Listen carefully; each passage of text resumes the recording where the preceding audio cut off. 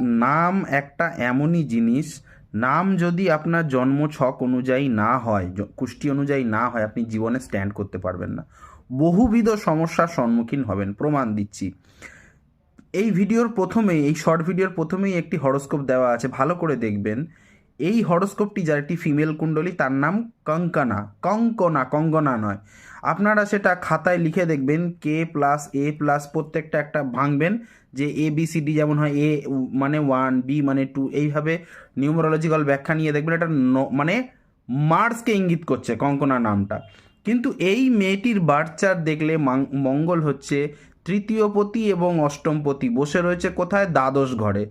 সুতরাং এই নামটার জন্য মেয়েটিকে প্রচণ্ড হ্যাজার্ড পোহাতে হচ্ছে। সুতরাং আপনার যখনই কোনো বাচ্চা কাচ্চা হবে, নাম সঠিক রাখার পূর্বে তার অবশ্যই জন্ম ছকের সঙ্গে মিলিয়ে রাখবেন।